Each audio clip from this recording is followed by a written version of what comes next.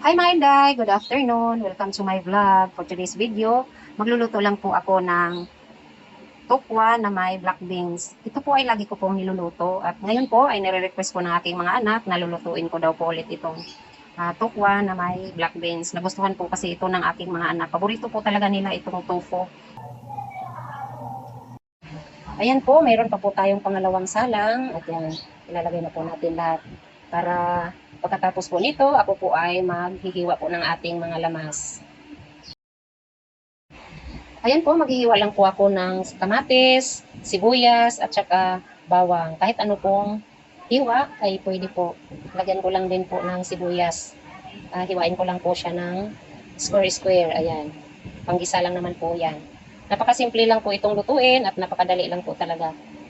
Yan, dikdikin lang po natin yung garlic para lumabas po yung kanyang katas. Ayan po. Gusto po kasi talaga ng aking mga anak itong tukwa. Lagi po nilang nire-request yan. Mama, luto tayo ng ano, di kaya yung isa, yung ang tawag ba nito, nakalimutan ko. Meron pang isang putahe na gustong-gusto nila. Yan. Sabi ko, sige, lulutuin ko. Maglalagay rin po pala ako ng siling haba para mayroon po tayong konting sipa. Mas masarap po kasi pag medyo maanghang ng konti. Ayan po, luto na po pala yung tukwa. Hihiwain ko lang po siya ng pa-square-square din. Yan, maliliit lang siya. Ganyan lang. Yung isang buo, hinati ko po yan para medyo manipis kasi medyo makapal kasi yan. Kaya hinati ko po. Kaya madali lang po siyang iprito pagka medyo manipis po yung pagka-prito niya. Ayan.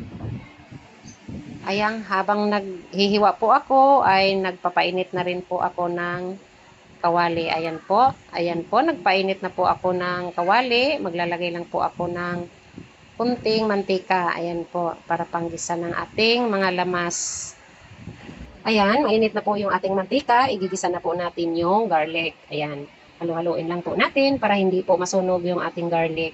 Ayan, antayin lang po natin na lumabas yung aroma. And next, yung onion, ganun din po. Halu-haluin lang din po ng konti para sa ganun po ay hindi masunog. At hayaan lang po natin na lumambot at lumabas yung aroma. Sunod, yung kamatis. Lalagay ko rin po yung kamatis. Yan, halu-haluin. Ayan, yung kamatis po ay medyo durog na po yan. Lumabas na po yung kanyang katas. Ilalagay na po natin itong black beans. Tinanggal ko po yung kanyang sabaw kasi maalat po yung kanyang sabaw. Kaya tinanggal ko. Ayan, maglalagay lang po ako ng konting pamintang durog. Tapos ilalagay ko na rin po yung ating prinitong tukwa. Ayan, halu-haluin lang po natin para mag-evaporate po yung kanyang lasa. Ayan, konting mix-mix lang po. Ayan. Tapos maglalagay din po ako ng oyster sauce para mas lalong sumarap po. Pangpalasa po ang oyster sauce. Napagkalasa po niyan pagka yan po ay ang inyong ititimpla. Kahit wala ng mga magic, mga bitchin, wala na yan. Basta may oyster sauce, ayos na po yan. Tapos, para may kunting sipa, lagyan ko rin po ng siling haba para medyo maanghang ng konti. Ayan po, luto na po yung aking prinitong tukwa na may black beans. Kung nagustuhan ninyo ang aking video, paki-subscribe lamang po, like and share, at pakipindot na rin po ang notification bell para ma-notify po kayo kapag may bago akong upload na video. Yun lamang po, maraming salamat, bye!